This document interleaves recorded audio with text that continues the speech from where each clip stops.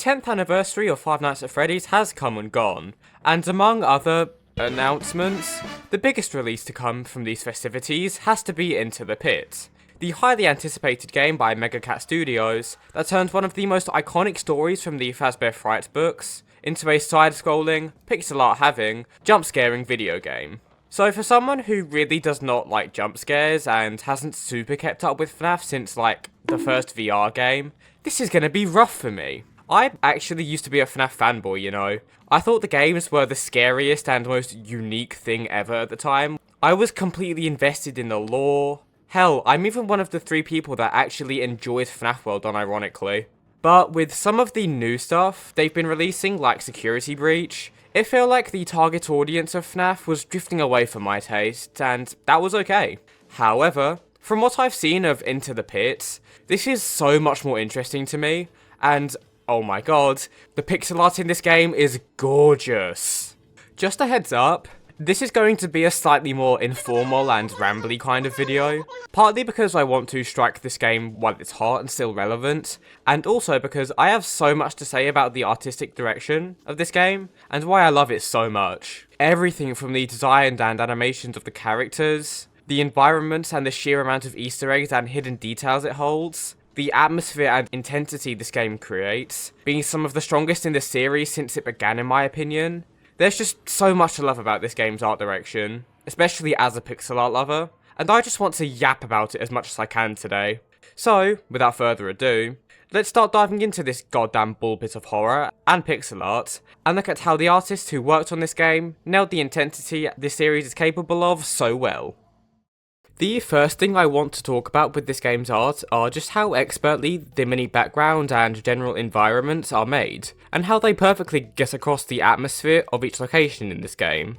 Now, it's no secret that the stories of Fazbear Frights are just a little odd across the board. Like, I don't think any FNAF fan ever expected statements like, "a man gets pregnant with an AI spring trap" to be perfectly accurate, but these stories have a habit of subverting expectations and incorporating a wide range of emotions and reactions for readers, and Into the Pit is no different. Themes of being an outsider, finding yourself in an alien place, and feeling hopeless and scared because of it are all over this story. From the most obvious of Oswald going into the pit and emerging decades in the past to back when Freddy was still around, to slightly less obvious examples such as Oswald being seen as an outsider at school, or even his father feeling trapped in this rundown town due to not having enough money. Most of these characters are in situations that make them feel isolated, helpless, and afraid, not only for themselves, but for the ones they love. So the areas that the game takes place in need to enhance and play off of these themes of confusion, fear, and vulnerability, in a way that not only increases the fear and intensity of the game, but also gives the fans a lot to latch onto and remain invested in. So how have the artists done this? Well, let's start off with Jeff's Pizza, the first location you're dropped into as your dad leaves you there for the day. And just from looking around at the front of this place, you can tell that it's not the fanciest location in the world. With the dim lighting matching up with the smudges all over the building, it gives off a very dirty and unpleasant look, which is added onto by the dithering used all over the shading of this place, creating this very grainy and uncomfortable texture that makes it seem like a tired, past-it place that almost makes you feel gross just being around it. The inside is not much better on the eyes either, with the colour palette being so desaturated and bland looking, with barely any bright colours outside of the depressingly dim lights, placed sparsely around the ceiling, with the yellowy brown of the walls and the greys that inhabit the floors and pictures, making the place feel soul-sucking almost. No wonder Oswald is getting sick of this place. The ball pit room changes the lighting slightly to a more mysterious green palette, changing the mood and making this room feel different to any other place in Jeff's, creating an intrigue for the player and luring them into the supernatural aspect of the story slowly but surely. It's a very subtle way of changing the mood and atmosphere that I really enjoy. Also, the faded image of our 3 favourite animatronics on the wall is bound to get the fans invested, as it's the first sight we get of anything Freddy related, building up our anticipation for what secrets this building has, and particularly the ball pit. So, as we jump into the pit and are mysteriously transported years into the past, we arrive in Freddy Fazbear's Pizza in the middle of a party.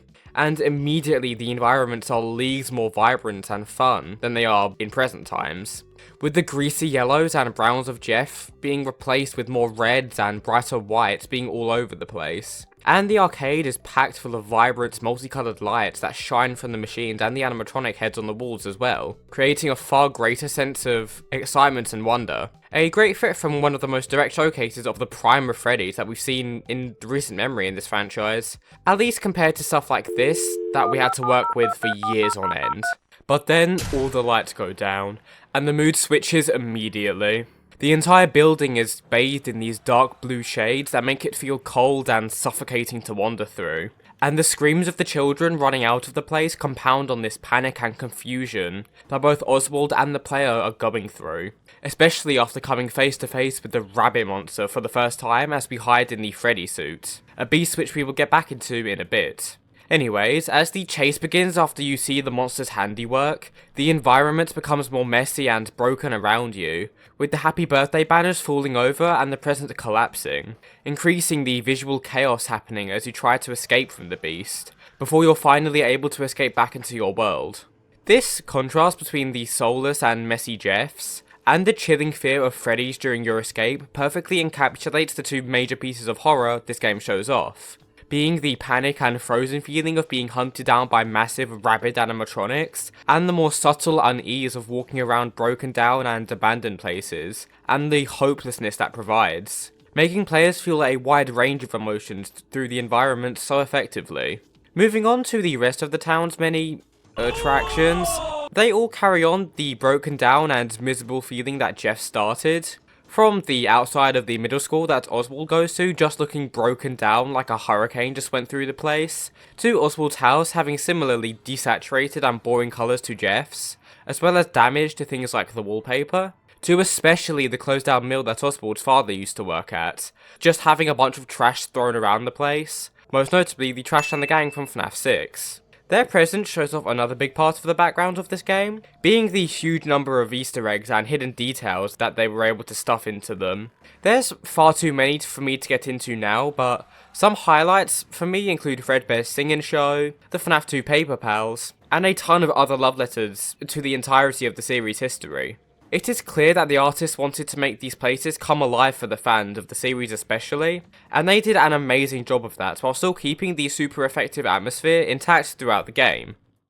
On to the next big part of this game's art style, we have the characters themselves and how their animation adds to the experience. And these are some of the smoothest and cleanest animations that I've seen in a good while, at least from a major release. Now, Into the Pit is far from Megacat's first game. They have a long history of game development. For example, their last game, WrestleQuest, also used a similar, albeit brighter, art style that also used a bunch of known IPs. Not only the wrestlers themselves, but beloved characters such as Invincible and Atom Eve, so they've got experience with working with beloved IPs. However, while that makes us more sure of the quality of the animatronics, which we'll get into later, how about the basic human characters that are less well known? Well, let's start with our player character, Oswald, to see how they portray his personality through his animations. Oswald as a character isn't the most complex or nuanced in the world, but that isn't to say that there's no depth or interest for the animators to work with here.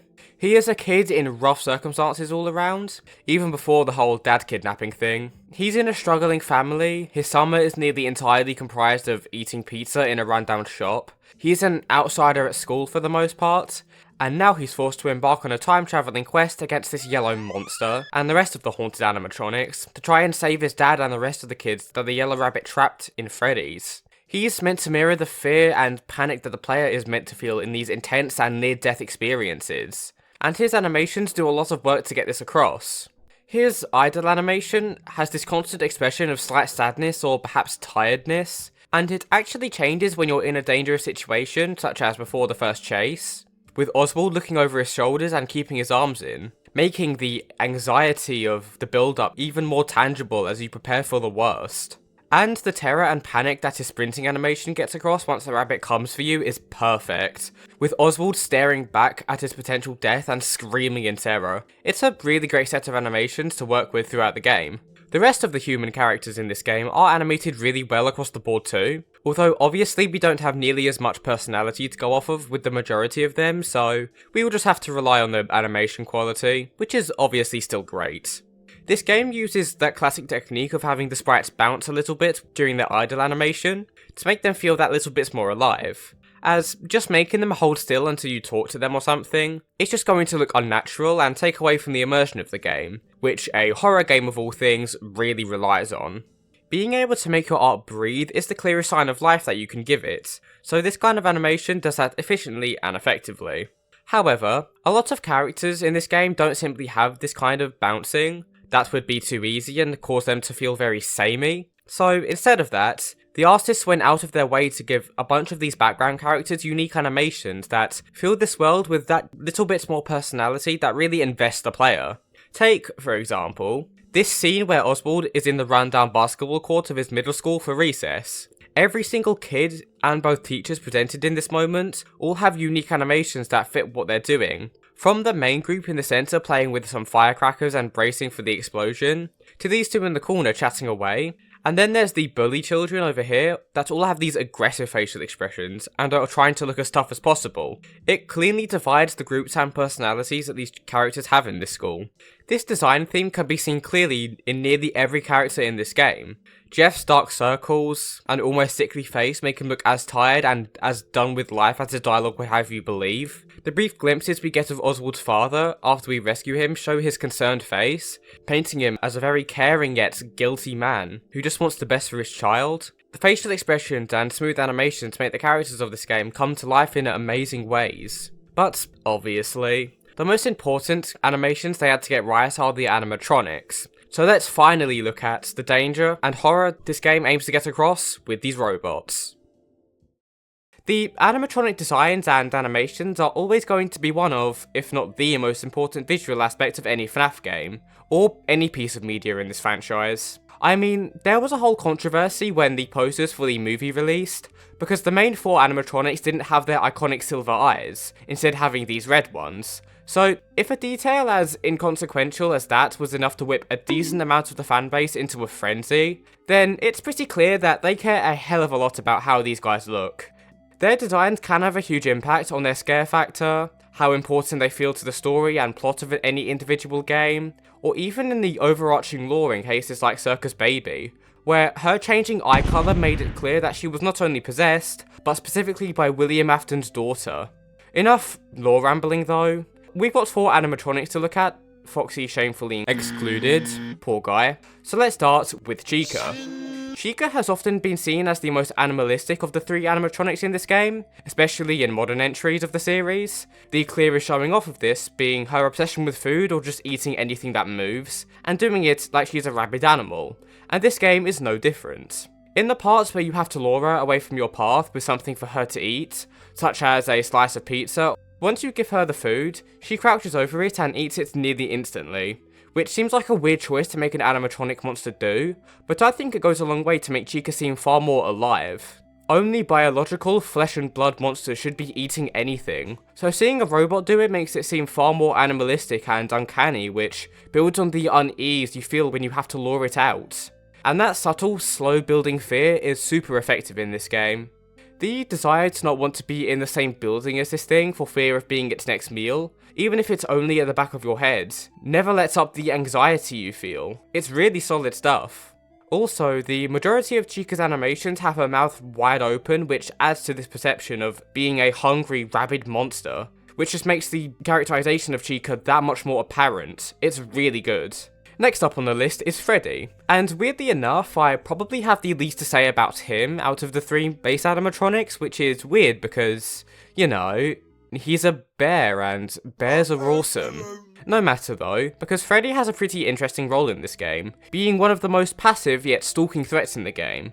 This may just be my personal interpretation, but to me, Freddy has always seemed like a false figurehead kind of character in this series. Being the face of the restaurant, that takes all of the attention away from the Yellow Rabbit, or William Afton I guess, so that he can keep his killings more under wraps. So suddenly switching up and being this figure that lurks in the shadows and jumps out when you're most vulnerable is a great contrast to build his character around. I mean, the first jump scare you get from him is him coming from behind the door in the shadows, being a kind of guard to your progress instead of actively charging at you, causing Freddy to be a far less present but still threatening presence in the pizzeria. Now we get to my favourite portrayal of the base 3 animatronics from this game, that being Bonnie, Cawthon's self-made nemesis. Bonnie is by far the most aggressive and violent threat out of the 3 base animatronics.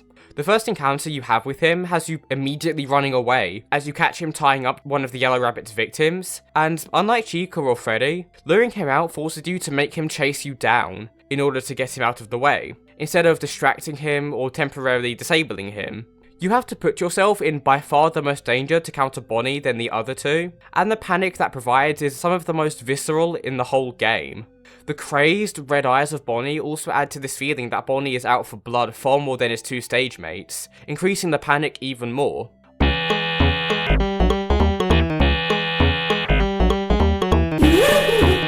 My favourite piece of art from Bonnie, however, is easily the scene in Events where he tries to drag you out himself. This moment is so effective at making the player fear for their life, being pulled helplessly into the jaws of the beast, while you desperately kick at him to try to get him away from you, praying that your feeble legs are somehow enough to keep the thing at bay. It's a highlight moment of horror in this game for sure, especially because you can't actually see Bonnie until he kills you, adding a touch of the fear of the unknown to this scene that makes it one of the most pulse-pounding parts of any FNAF game to me. Okay, that's the 3 legacy characters we have to look at, but let's be honest, they're a warm-up act, a simple distraction compared to the star of the show we have to talk about. So let's finally get to talking about the Yellow Rabbit, or William Afton or something. I'm not sure about the book's specific lore about this thing, but whatever. This thing is obviously the most ever-present threat you have to face in this game, especially because he isn't limited to Freddy's. He follows you home after kidnapping your dad, and that is a great way of keeping the player on edge throughout the entire game. Not even feeling safe in your own home that would often be your kind of safe space in most other horror games. It's a slight but effective diversion from many other tropes in this series.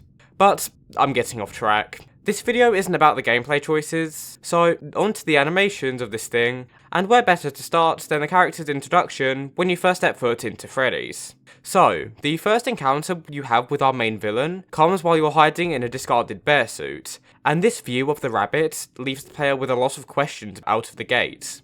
From our limited sight, the rabbit is clearly extremely animalistic, far more than a regular robot should be, slouching over and breathing heavily, and it also has these strange flesh-like strands inside of its mouth. Before the player has any time to process any of this though, the thing stares directly at them with these piercing blue, almost neon eyes that are chilling to have so close to you, which the blue colours compound on. And as it leaves the room, the player is left feeling panicked, frozen, and extremely worried for what is about to happen with that thing now stalking the place, full of vulnerable partygoers. This fear is further compounded on by the screams that start up right afterwards, and as you look around and make your way through the crowd of terrified children, the rabbit finds you and starts luring you away to another room.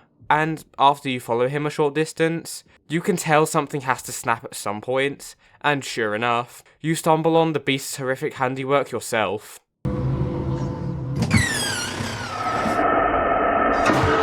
The monster lunges at you. The almost instant movement between standing away from you and the jump scare, mouth full of razor-sharp, massive teeth, makes the moment that much more rapid and panic-inducing. And the blood-red fog that coats the room makes the stench of death so much more felt, and the horrific nature of what you've had to witness more effective. Then once you thought you escaped and got back to your time, and as you think your dad can comfort you, bang! One of the most heart-stopping jump scares in the whole game goes down, as the yellow rabbit leaps at your dad and steals him away, with this jump scare being so well animated. With this kidnapping, the monster that you just thought you left in the past is now in your own home, stalking you everywhere you thought was safe, and his overworld animations are pretty solid too, so let's dedicate some time to them now. Starting off with his regular walking animations, and I use the term walking a bit loosely there because more often than not, the yellow rabbit will instead be full tilt running at you instead, which makes him seem way more dangerous and quick, adding to the danger that you're in and making the players panic way more. as the running animation makes them think that the rabbit will always be right behind them during chase sequences. Its idle animations are also very uncanny and jittery, twitching while it scans the area for you, making it seem more monstrous and unstable, which makes it more unpredictable. A trait that makes any violent and murderous villain that much more intimidating. It's really nice artwork. My favourite recurring animation he has though has to be the roar he has. Normally you associate roars and such with beastly, hulking creatures, not humanoid robots. So having this kind of animation matched with the super effective sound design of this game makes the rabbit seem far more rabid and crazed, aiding that feeling of instability he has. Now, obviously there's a couple of less frequent animations that only add to the incredible and horrific moments that our villain has across this game. One of the clearest being when he just says screw it and starts strangling you, or your dad when you start being alive for too long near the end of the game. The scene of the missing children's incident at the start of the game already established how brutal and direct the rabbit is when he kills people, but seeing it firsthand, not only in the jump scares, which we'll get into in a second, but during gameplay as well, where you desperately have to struggle against him, makes the danger and power of this thing so much more apparent and real for the player. Then we have one more overworld animation that I want to touch on, and that is, wait, what was it again? Oh yeah, yeah, I've got nothing informative to talk about with this one, I'm gonna be honest. But there's no way I'm not going to bring this up at least once. Like, of course I'm going to talk about the rabbit springing his locks until he failures, it's hilarious. Moving swiftly on from that, we have a ton of jump scares to look at for this guy, as, big shock, he has a pretty vast amount of ways to kill you in this game. As I mentioned before, the vast majority of these things put the most emphasis on this thing's disgusting, malformed mouth, that is comprised of two sets of teeth. One of regular animatronic teeth, and another of sharper, more demon-like teeth that do most of the killing, with these grim strands of flesh sat behind them.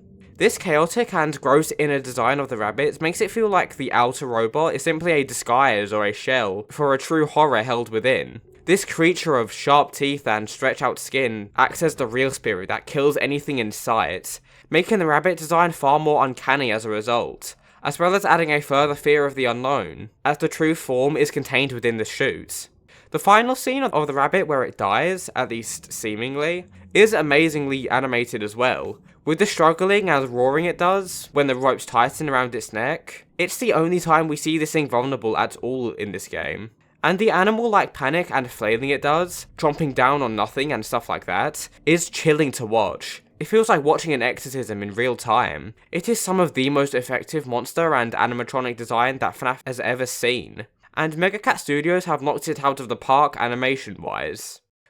FNAF is the kind of series where I feel like the artistic achievements and choices that they make often get buried underneath stuff like the lore and the sheer virality and the memes of it all. It's exploded to the point where the games themselves often take a backseat to the overall legacy of FNAF, and in cases like Into the Pit, I really think that's a shame. There is so much passion, artistic talent, and overall brilliance poured into every aspect of this game, and the art to me shows just how far the medium of pixel art can be taken. People most often associate pixel art with very bright, cute, and overall upbeat games and stuff like that, and while they all have incredible merit on their own, seeing its use for a darker horror game with quality this high is incredible to see. And I'm so glad that a franchise like Five Nights at Freddy's of all things, a franchise that I've always had at least a very strong sense of nostalgia for, was the one to show it off. With all of that being said though, make sure to jump scare that like and subscribe button, and as always, I'll see you when I see you. Bye!